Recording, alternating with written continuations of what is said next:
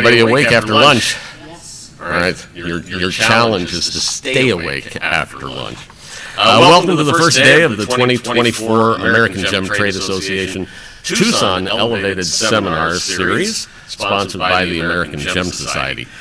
Our morning sessions went very, very well, and I'm sure this afternoon is going to go just as well, because we start this afternoon with one of the most dynamic ladies I know in the industry, and that is Hayley. We're just going to use the Hayley.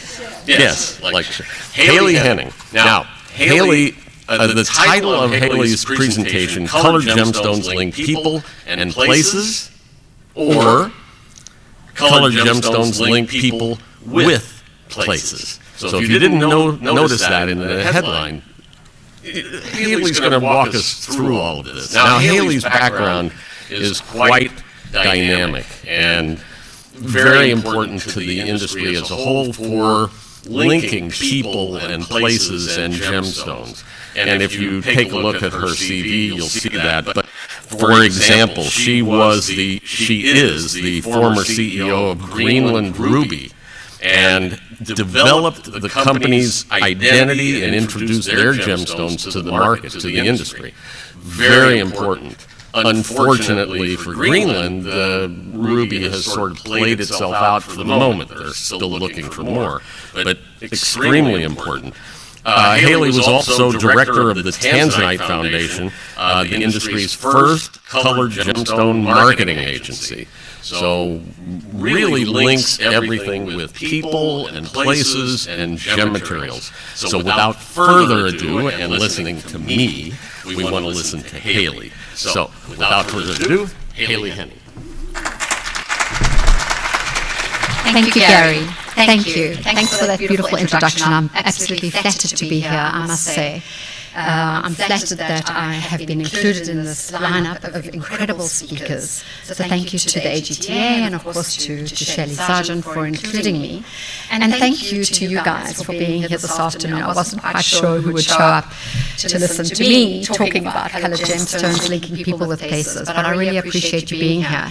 And when I think about that for a moment and how valuable everybody's time is, I really, really do appreciate you being here. So thank you.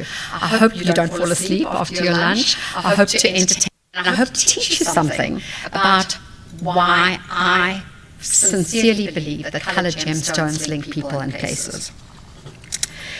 So let's always have, whenever there's technical involved, I always have issues. So I'm going to do my best to get through this without having issues. So you might have already guessed, I am not from the US. I was born and raised in South Africa, which is where I was brought up and where I began my career in the colored gemstone industry. I left there nearly 30 years ago, via London, New York for 20 years, and now I live in Miami with my French bulldog, Miles. If you haven't already followed me on social media, you'll see a lot of images of Miles, or we can meet afterwards and I can show you on our phone. But my career in the colored gemstone industry is and has been multifaceted. It has spanned almost every aspect of our industry and has taken me all over the world. How lucky am I? I've worked in all aspects, from retail to wholesale, merchandising to marketing, online to on-air, webinars, seminars, geminars, as I coined the phrase during COVID, and I really have been most fortunate to have experienced it all. And of course, I also always say that when you find something you love to do, you never have to work another day in your life. And how lucky I am to have found myself in incredible situations in our industry, in the colored gemstone world, where mind to market has become my focus. As Gary mentioned, I'm the former CCO of Greenland Ruby and Executive Director of the Tanzanite Foundation. I'm going to talk a little bit more about that through my presentation. But really my focus over these years has been on how colored gemstones find their way from their mine sites in some of the most exotic locations on Earth into the hands of the jewelry-wearing elite. The necks, the ring, the fingers, the ears of some of the world's biggest and most precious jewelry and gemstone collectors. But more importantly than that, I've really been focused on the origin of coloured gemstones. Not only where gems are from, how they've actually developed in particular locations, but what the mining of these gemstones in those locations have actually done for communities at the source of where these gems are mined. So all in all, I've sort of captured all aspects of the industry. You know, loving coloured gemstones the way that I do, being passionate about what I do, loving jewelry the way that I do, the way all women do, and gem collectors. However, really taking a serious and good look at corporate social responsibility and how coloured gemstones have really, or how the mining of coloured gemstones have changed the lives of communities at the source of where we mine our gems.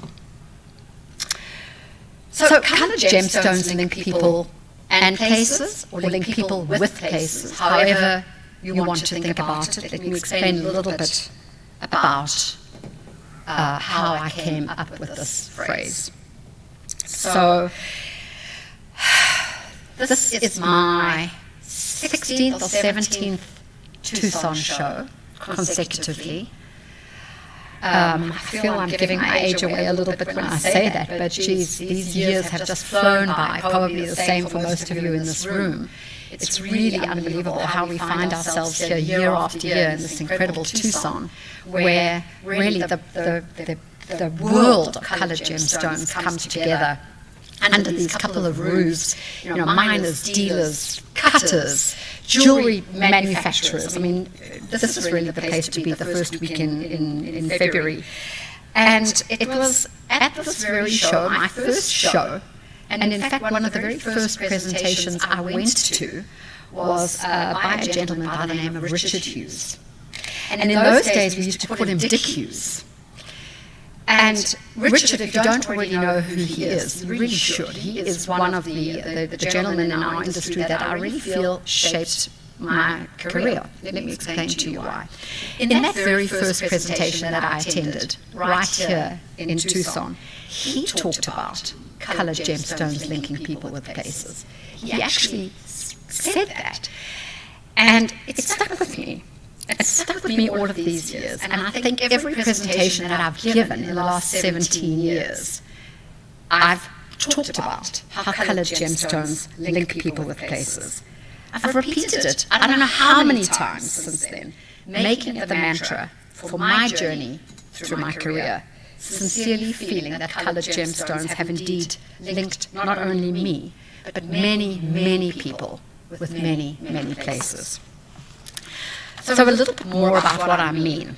Of course, not only am I talking, well, when you think about it on so many levels, I mean, even us here today being in this room together, talking about coloured gemstones, we're linking people with places. That goes without saying. But I'm really referring to a place of origin. We know that many exotic gems are associated with certain locations where they are mined or sourced, often uniquely. For example, rubies come from Burma. Traditionally, that's what we know. They're also from Mozambique, having quite recently been discovered, which is now the biggest deposit of gem quality ruby in the world. They also come from Greenland, believe it or not. And wow, who would have thought that? And in my tenure at Greenland Ruby over the last 7 years, I talked so often about this unique location, this very, very unique origin. And in fact, sometimes I thought maybe I should really rather get a job with the Visit Greenland Association, because so many people came to me and said, oh my God, like, how do we go there? Like, can we visit the mine? How do we get to Greenland? And I really, it was really a big part of my marketing, was linking this incredibly rare ruby deposit with this really very exotic, pristine location. But more about that later. Emeralds are connected to Colombia, turquoise to the US northwest. And people who collect these gems often feel a connection to their geographic origin. This is also great for storytelling. And this is really where the opportunity with coloured gemstones lie, in a sales capacity. It's what retailers should be doing, or jewelry designers should be doing, to talk about their creations, or when they're trying to make sales. Because I really do believe that it's an opportunity to tell the incredible stories of where gems are mined. What happens in the country of that origin? How are communities affected? Why is it geographically unique to that location? And for many, many people all over the world, the connection with that gem might be the only opportunity people may have to, in some way, be connected to that country of origin. It's the best they can possibly do to getting even close to visiting. And I'm sure if you think about it for a moment, you can start to think about unique locations of coloured gemstone mining operations that are unique to certain origins. There's quite a couple of them. I'm going to ask some questions later, so start thinking about that. But of course, as far as gems and connections are concerned, the mining of gems in these very exotic locations by local communities or small-scale miners really offers a connection when somebody purchases a stone directly or either indirectly from that source. They gain insight into the place and the people where that gem originated. And this personal connection can surely foster appreciation for those gemstones. I'm sure you'll agree with that. And of course, the unique geology, because unlike diamonds, what coloured gemstones offer is this very unique circumstantial presence of various minerals and chemistry that appear in the gemstone that link that stone to a very unique origin, very specific to that country. I'll also discuss afterwards a little bit about field gemology. This is one of the professions in our industry, and why field gemology is so important is because gemologists will actually visit that country of origin, personally pick up a stone, and it's really through that connection that we can honestly say where that gemstone is from. Because even if you're buying it second or third hand, how can you be absolutely sure as to where that stone came from if it's been handed down? So the job of a field gemologist is to go into the field to that original source and hand-pick themselves. And this is what's so valuable to gemstone laboratories that are doing further research, so that they can do identification down the line with other gemstones that match the chemistry and mineral content of that particular gem that was hand-picked. And of course, when it comes to travel, there's a whole industry, and I just touched on it briefly with Greenland, but there's a whole industry of people who actually like to travel to the exotic locations to see for themselves where gemstones are mined and how they're mined. And this is really super exciting, and it's not always traveller friendly, I should say, because we know that coloured gemstone mining can be extremely dangerous and difficult, and sometimes these locations are not always that accessible. But it certainly has become a very interesting sort of form of travel, or for gem collectors to foster a connection with the location from which a gem is mined. Let me talk a little bit about the journey of the gem. And I'm sure most of you in this room, I'm preaching to the choir, I know, at this level. But when we talk about the supply chain of a coloured gemstone, and how the supply chain of coloured gemstone actually pertains to our industry, there's a couple of steps that each gem takes on its journey from mine to market. And very often in our industry, the supply chain and the journey of the gem is described as being very complex and very often opaque and impossible to trace. However, we are, as an industry, making great progress, in fact, leaps and bounds in identifying route to market, track and trace, transparency, which are all these very key words so important in our industry today. And as I've said, I've been coming to Tucson for 16 or 17 years, and I can't tell you in the early days, when we started to talk about tracking and tracing, I mean, the coloured gemstone industry was up in arms. That's impossible. That will never happen in our industry. We're not revealing the source of where we get our gemstones. And of course, this has been some of the challenges that the coloured industry has faced. But, many of you in this room will attest to the fact that the coloured gemstone industry is making great progress on providing transparency from mine to market along the chain of custody. So in our industry, as it pertains, we've got mining and extraction, we've got always a level of processing that's involved with our coloured stones. Then, of course, comes cutting and polishing, wholesaling, jewellery manufacturing, and then last but not least, the sales, retail or direct to consumer. Talking about exotic origins, it seems, as I've been explaining in the last few minutes, that coloured gemstones are somehow mined in some of the most exotic locations on Earth. Sometimes I ask myself, one never really finds, or maybe I'm generalizing, but it seems that coloured gemstones tend to be from some of the most exotic locations that our minds and imaginations can even conjure up. They don't seem to be mined in, first world countries, for want of a better description. But somehow, these gemstones are mined in far-flung locales. And it really is quite interesting that when one starts to think about these countries and just trying to associate with what may go on, and that really is part and parcel of the mystique of our industry. As you've heard me in the last couple of minutes talking about these gemstones as exotic gems, I personally refer to all coloured gemstones as exotic. The word precious is not to be used in our industry. This is a very important piece of nomenclature that I think you'll all agree.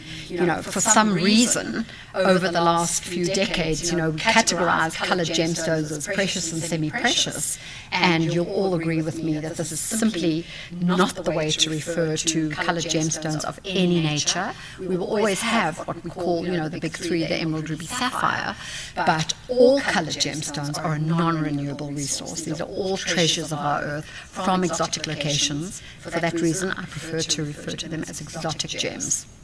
I was last night at the Fully Gemstones presentation by Joanna Hardy.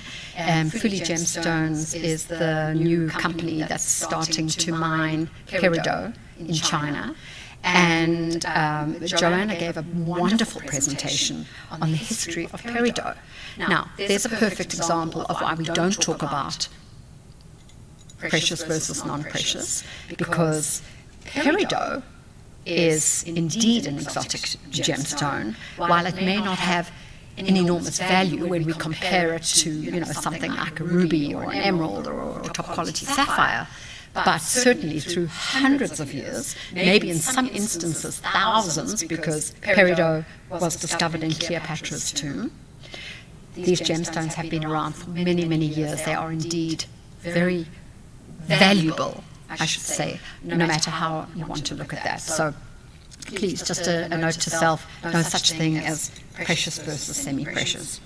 I think I made my point. I feel quite strongly about that if you didn't realize that. But I am, as I've said, been so lucky to have found myself in these some of these most exotic locations. I've enjoyed traveling to some mining locations of my own. And here I am, hopping out of the helicopter in Greenland.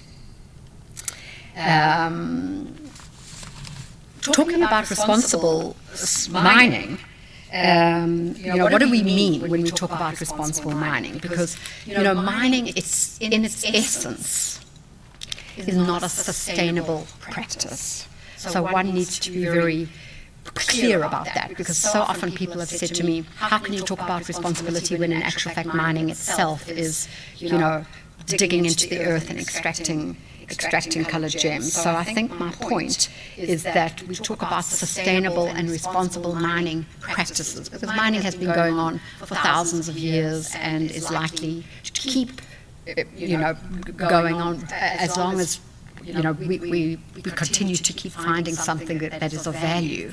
But how do we ensure that mining operations are responsible, and what exactly does it mean?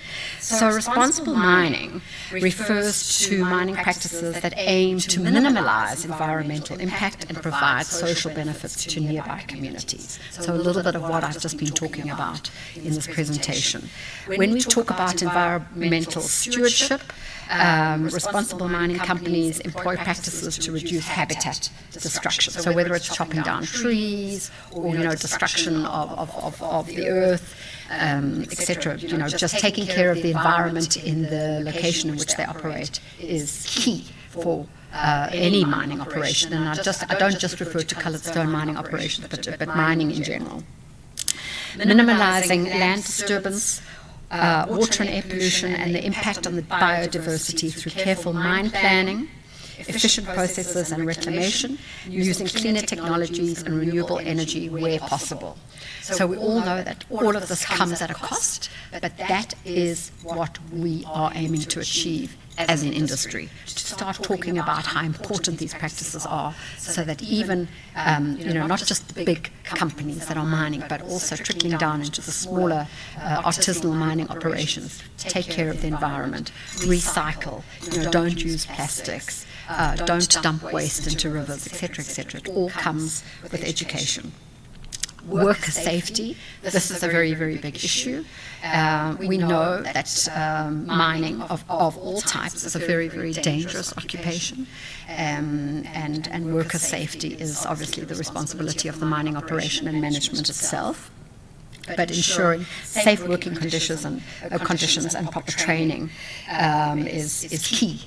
And obviously very, very important. We want to make sure that the gemstones that we love and enjoy so much really don't have blood on their hands. Community engagement, this is a big one. I've already discussed it. I feel particularly close to this. Consulting with and respecting, I should say, local communities, providing benefits through jobs, economic development and social programs, respecting Indigenous rights and cultures. The more we operate in these exotic locations to take care of the local communities, not just, with resources, but also having respect for their cultures and the way in which they operate. I'm going to discuss a little bit more about that in a little while. Also, responsible business best practices, because it's all very well following, some of these rules and regulations, but paying taxes and royalties to locals and governments, avoiding corruption, and ensuring transparency around payments of all sorts. In the old days, a lot of dealing used to be done by cash. I know that it still is, and that's wonderful. It's not really the way things should be operating, and of course it's through some of these transactions that we're able to do track and trace. So that's when things like blockchain technology comes into our coloured gemstone industry. How about post-mining transition? So planning for mine closures and future land use, because once that mining operation has actually successfully completed their program, what happens to the land? It can't just be abandoned and left. I will tell you that in the case of Greenland Ruby, the lake in which the company was operating, once they've finally established that they're not going to mine there anymore, they're putting the water back into the lake, and it will appear, they'll remove the processing plant, and it will appear as if nothing has actually gone on there at all. So that's what I mean by taking care of post-mining activities. And then, of course, there's the supply chain accountability, vetting suppliers and subcontractors for responsible business practices. So it doesn't just end with what you're doing in your business operation, but who are you buying from? How are they treating their staff, etc. And, it goes on and on and on. I mean, and this list is huge. You'll agree with me. And it's difficult enough to run one's business without really trying to take care of all of these aspects. But, these are just some of the things that makes mining a responsible business practice, and it's up to each and every person to try, at least if not able to do all of these, but to start to try ticking off some of these boxes. The goal is to ensure that mining provides benefits in a way that also protects the environment, workers and communities during operations and after. So let me talk a little bit about Greenland Ruby, because it was obvious to me that I should pop this slide in directly after the responsible mining section, because this is a company that, as I explained, I'm the former CCO of Greenland Ruby. I was tasked with introducing the rubies and pink sapphires from Greenland into our global gem and jewelry marketplace as a new and responsible source of ruby and pink sapphire. And honestly, it was an incredible operation. The company ticked all of those boxes that I've just talked about in responsible sourcing. Unfortunately, the company has halted their mining operation for right now, which is really testament to the fact that it is expensive to mine in exotic locations. This is a project that it was an hour ride by helicopter from the capital city of Greenland, Nuuk. And so helicoptering to and from the mine, all of this incredible processing that needed to be accomplished in order to bring the gemstones to marketplace has really just been quite exhaustive in terms of financial supply. But I was really very, very fortunate to have worked for the company for quite some time, and what an incredible opportunity it was. It's not every day that one comes across a new deposit of ruby and pink sapphire, so I really was quite privileged to have been associated with the group. During the time that I was there, I established the Pink Polar Bear Foundation, which is exactly what I was just talking about, communities at the source of where we mine. So the Pink Polar Bear Foundation was the company's corporate social responsibility arm. And unlike the name, which is Pink Polar Bear, the foundation was really about people and not animals. There is no shortage of polar bears in Greenland, just for everybody to know. It was not about saving the polar bear in Greenland. It was really about protecting the people and contributing to the livelihoods of the communities at the source in which we mined our gems. So every gem that was sold by Greenland Ruby gave a percentage of proceeds back to the foundation, which was concerned with international polar research in Arctic regions, primarily Greenland. It was concerned with education. The foundation sponsored 3 PhD students through the University of Greenland, and they also sponsored a cultural a sewing workshop in the south of Greenland, close to the mining area. So this is what I mean by supporting communities at the source of where we mine. And it doesn't have to be a major project, but by supporting PhD students when they go into the field, or by supporting an artisanal workshop. It was a sewing workshop that produced national costumes that they make in Greenland to try to protect that ancient art. This was a way that Greenland Ruby, through the sale of their gems, actually participated in local communities. So I have to say it was an incredible opportunity for me to work closely with people at the source of where we mined those gems. Prior to Greenland Ruby, as Gary so nicely introduced me to as, I was the executive director of the Tanzanite Foundation. And I don't know if you guys remember that far back, but the Tanzanite Foundation was actually the first coloured gemstone marketing organisation of its kind. And it was really an incredible opportunity for me, because in those days I was living in New York, and we were mining these beautiful gemstones in Tanzania, which is a unique single origin gemstone. And it really gave me the opportunity to bridge the gap between what went on at the mine in Tanzania and how this incredible gemstone found its way into the first world.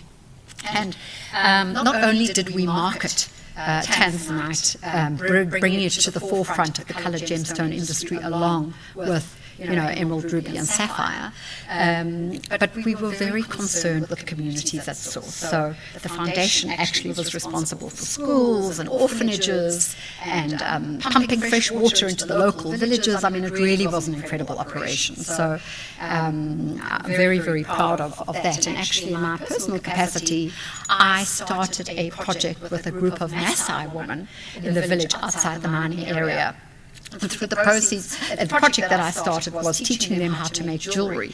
And the mining operation actually donated rough Tanzanite to these ladies, to this ladies' project. And the ladies made jewelry, which I then sold through the Smithsonian catalog, which sent 30 children to school for a full year in the local village outside the mining area. So, you know, it's these types of projects that really make a difference on the ground in these very exotic mining locations. So I'm super excited about that, and I really love my time, actually. I know Gary's been to Tanzania, Deborah, Yannick here sitting in the front row. Thank you for being here, my friend, but came with me also once to Tanzania, and it was really a beautiful experience. But again, how colored gemstones link people in places, not just for the buyers and the wearers, but communities, local communities at the source. Yes, so let me just quickly talk about my book. I was so lucky after my tenure at the Tanzanite Foundation that I co-published this gorgeous coffee table book. It's called Tanzanite, Born from Lightning. It's the one and only Tanzanite coffee table book. And yeah, I love this picture because look, there's Richard Hughes with his gorgeous book on ruby and sapphire, and Richard Wise at the author's table. I think that's also like 6 or 7 years ago here in Tucson. And how proud I am to be in the company of these really wonderful colleagues. So I have 3 copies of my book here with us this afternoon, so we'll decide afterwards who's going to go home with one of those.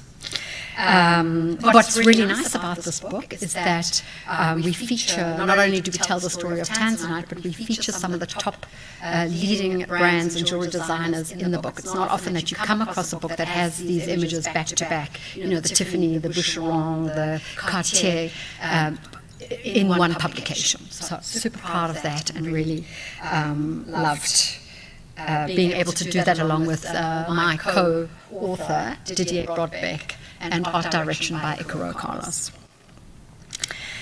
So another case study that I'm going to talk about today, and just because I find this so interesting, and I think you will too. So Vibe Global is, you've probably never heard of this company with that corporate name that I'm using right now, but you may well have heard of Shop LC, the Jewelry Channel, both in the UK and in Germany. And the reason why I'm talking about them is because they're a company that I've worked closely with over a number of years. And they are an electronic retailer of colored gemstones and colored gemstone jewelry, as you can see. Global, primarily here in the US through Shop LC, and then in the UK and Germany with the Jewelry Channel. And the reason why I'm telling you about them is because I am so impressed with what they do along their supply chain. So they also own mining operations in certain parts of the world, but they're certainly they don't own the operation, they're extremely big buyers. And I'll tell you what is very interesting about them.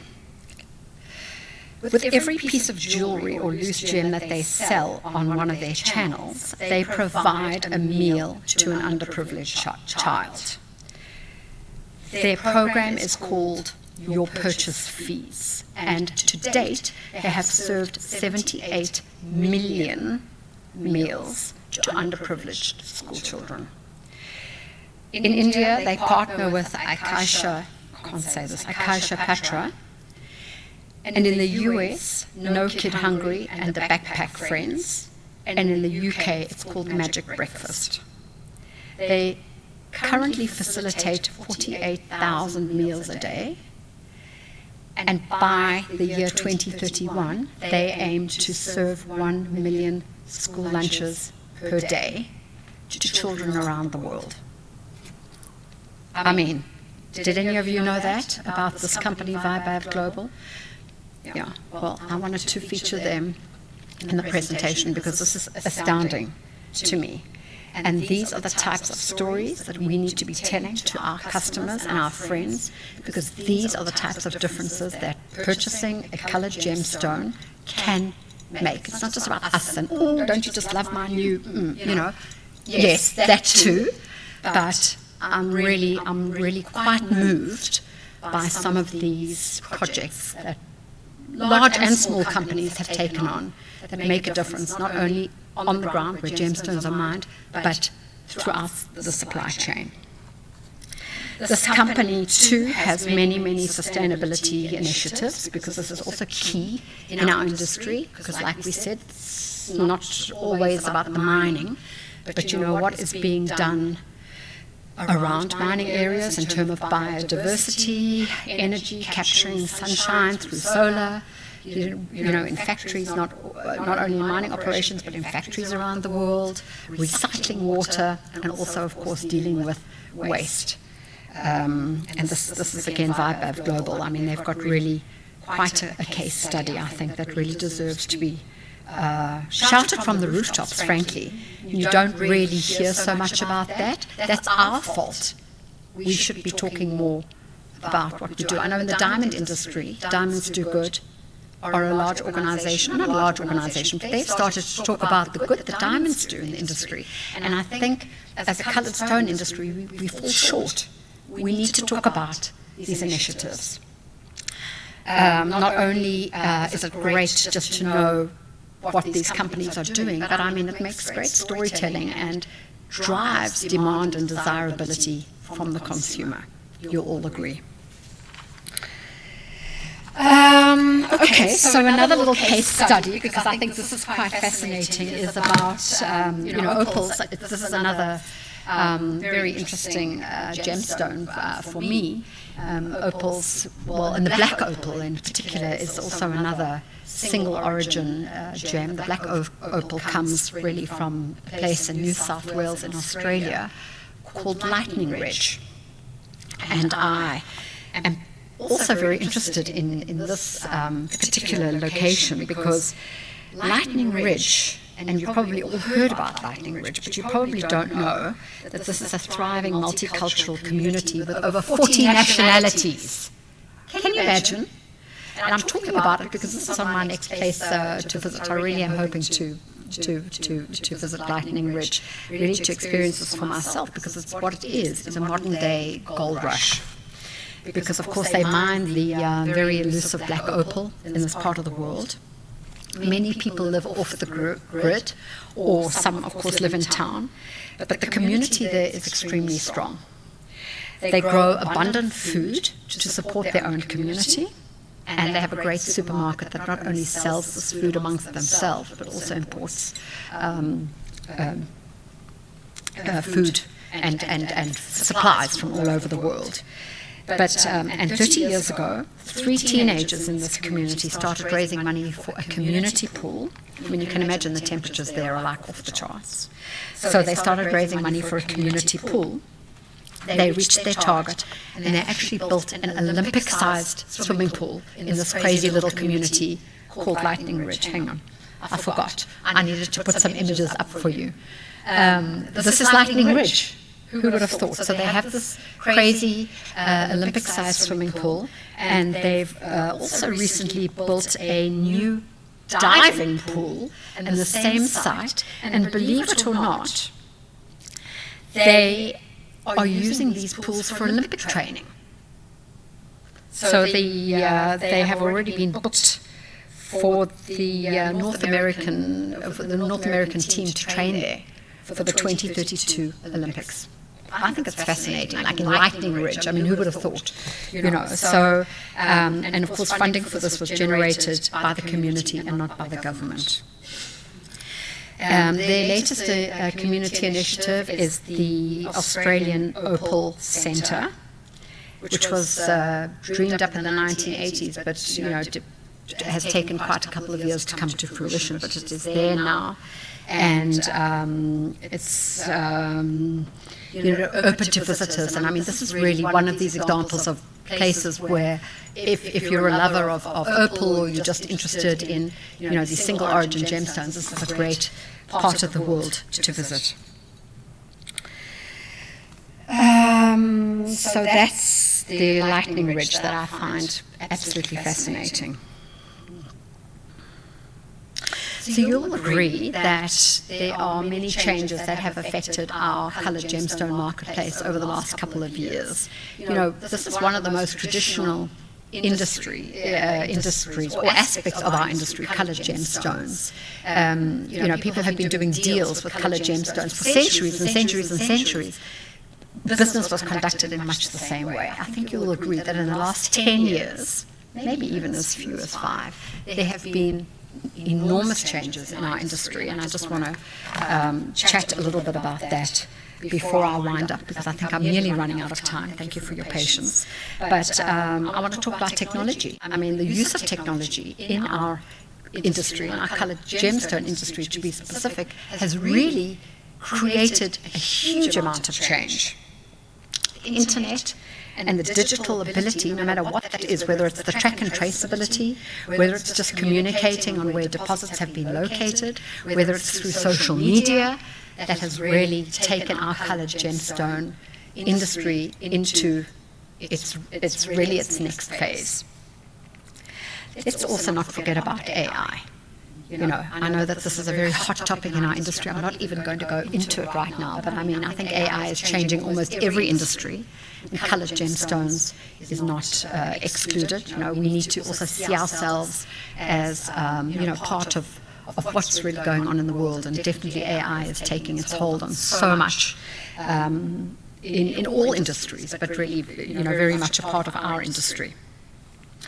The growth of the let me just talk a little bit also. People say, well, we're hearing so much about coloured gemstones and the coloured gemstone industry, and how is it becoming so popular? And I think some of it has to do with the confusion in the diamond industry, because we all know that the diamond industry is really undergoing great transition now too. And the consumer is very confused.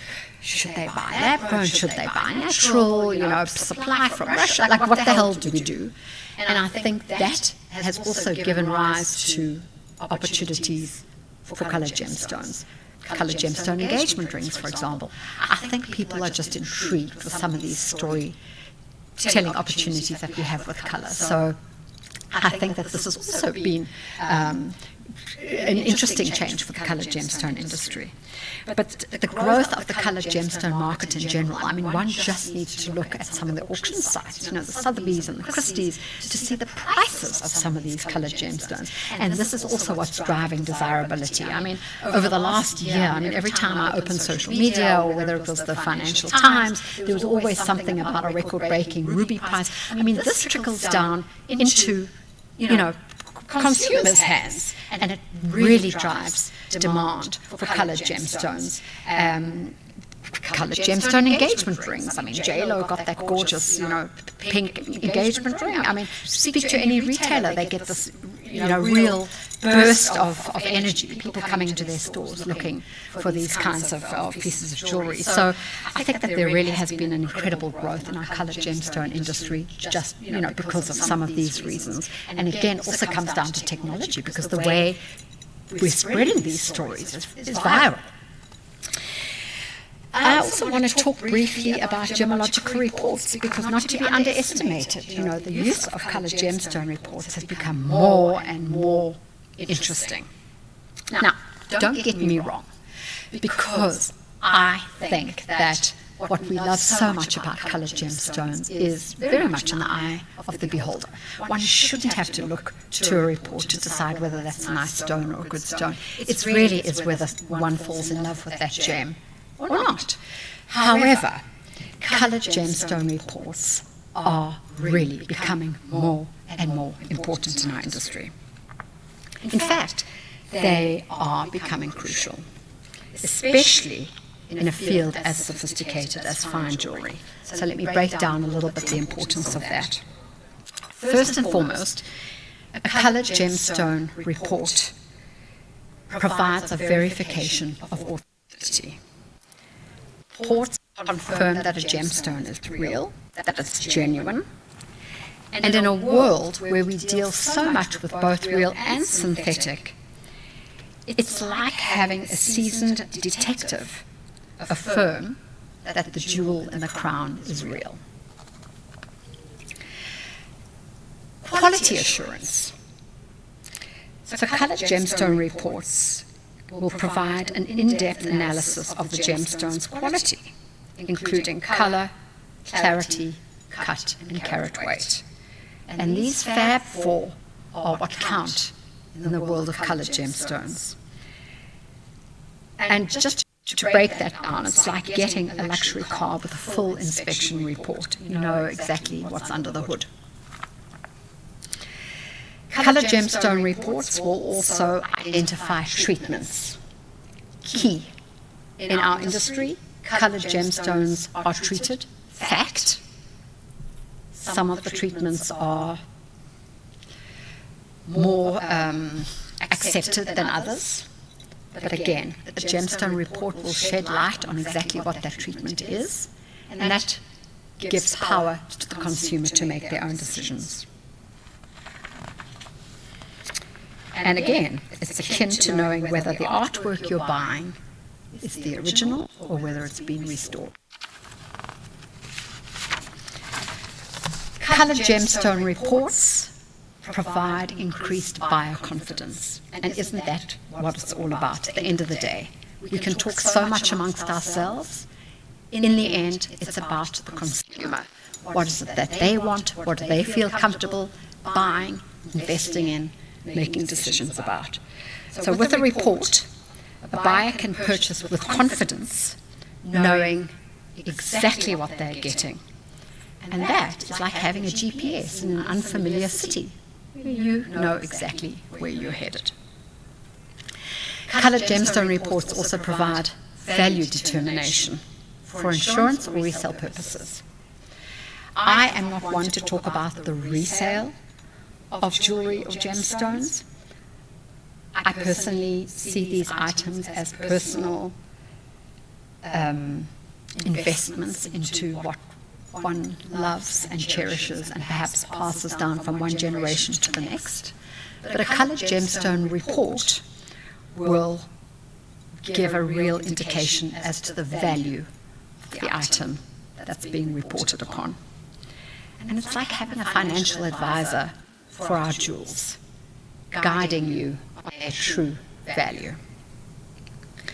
I also believe that coloured gemstone reporting provides market consistency from one gemstone to the next, because reports are graded according to master sets, and this is how we can guarantee consistency amongst dealers, amongst various gems in the marketplace, setting standard benchmarks for quality and pricing.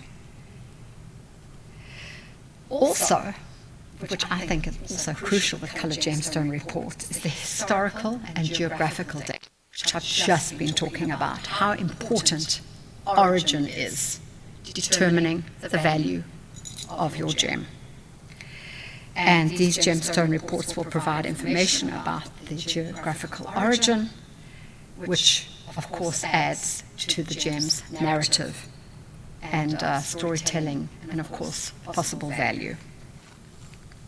So in essence, gemological reports are the bridge between the mythical allure of gemstones and the hard facts that determine their value, authenticity, and quality. I think while we all can appreciate the story behind the stone, we also want to know the facts. Plus, in the glimmering world of fine jewelry, it's always good to have a beacon of certainty. Just to finish off on the coloured stone report situation, we all know that coloured stone reports have been around forever, but we still don't expect that they come with our final purchase. I mean, even walking around the show, unless it's a very important stone, it may not have a report yet, whereas in the diamond industry, one would never even consider buying a diamond without a report. So I'm predicting that the future of our industry will really involve more consistent reporting of coloured gemstones, which is allowing consumer confidence and consumers to make their decisions, their purchase decisions. I think I've run out of time. I'm pretty much near that point. Thank you for your attention. Does anybody have any questions? I really appreciate you being here. And open up the floor to anybody who may have something to ask. No? Of course you do. Just one quick question. Yes. But maybe you can just share some thoughts about, for jewelers here, of how they can make their trip to Tucson part of their storytelling when they go back to their stores, too, and how fantastic this opportunity, and when they go to gem shows or jewelry shows in general, can be for that. Well, I think that jewelry and gem shows really are a great opportunity for that. Not only running into colleagues and friends and having conversations, what's new, what's hot, what's not, where should we be going, but, the great opportunities to meet with miners, mine owners, cutters. I mean, everybody is here this week in Tucson. So, I think that the shows give us those opportunities. But also to use your phones, your cameras, don't hesitate to stop and take pictures and tell those stories to your customers. Because while we take it for granted that we're here in Tucson, it's your customer, your consumer that would love to know where you spent 5 days or how you sourced their gemstone, or the people that you met along the way, and maybe to go home, have an event in your store, invite your top customers or your potential customers and tell them about your trip. Show them the gemstones that you picked up, that you feel you got a great deal on. Talk a little bit about origin. I think that there's great opportunities for the retailer, not only from a show here, like we're having in Tucson, but at many of the gem shows. This is an opportunity where the industry gets together and, do take advantage of being in the same room with, miners, dealers, cutters, brokers, people that have a lot of experience. Yeah. Pleasure to answer your question. Was that the right answer? You took me off guard, but I'm pleased. Yeah, I think it's a great opportunity for people to harness. And it's all about education, isn't it? So, not just you going home with the education, but how do you share that beyond this experience here? Yeah? What kind of questions do you suggest us ask these miners and gem dealers and all the people out there on the floor? A very good question. And, it depends what you're looking at. But first and foremost, with the colored gemstone, where is it from? What can you tell me about the mining operation? Just history, geographical data on the gemstone. Of course, does it come with a report? It probably doesn't. But nice to know where it's from. How was it mined? Do you know when it was mined? It's from Peru. Wow, that's incredible. Have you been there? Just to get as much information as you can. Do you know anything about the mining community, the local community at the source of where it was mined? Do you have any idea of what's, if there are any initiatives on the ground? Is water being pumped? There are, quite a few questions that I have spoken of that you can, in turn, ask the dealer. Yeah. Pleasure. Does anybody else have any questions? Yes.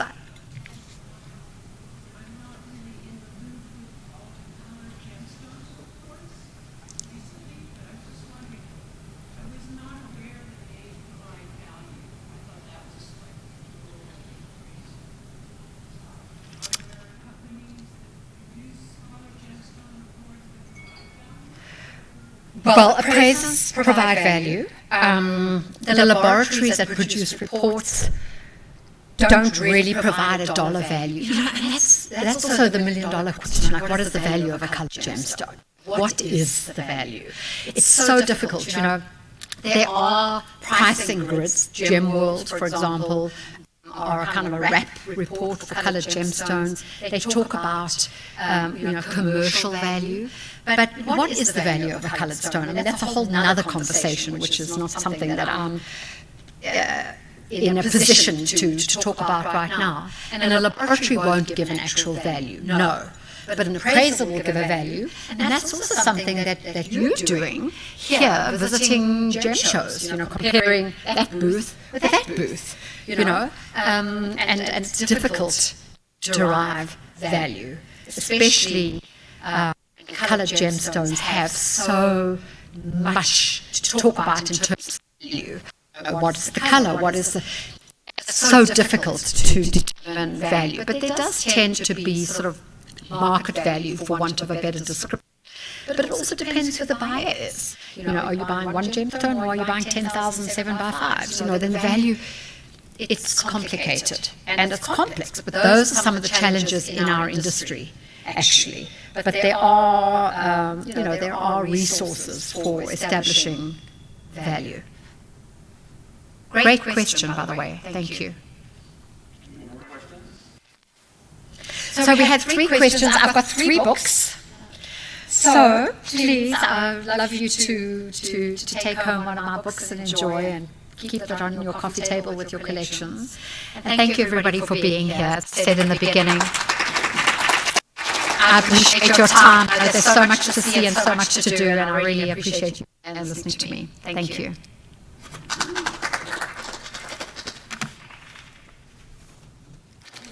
Thanks, Gary. You don't want a book? No.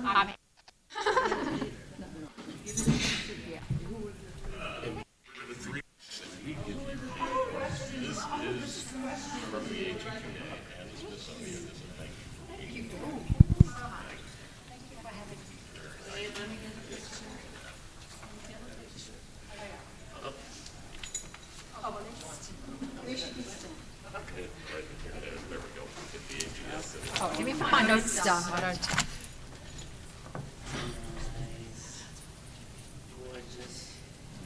Thank you. Thank you. We've got our official photographer. Thank you so much.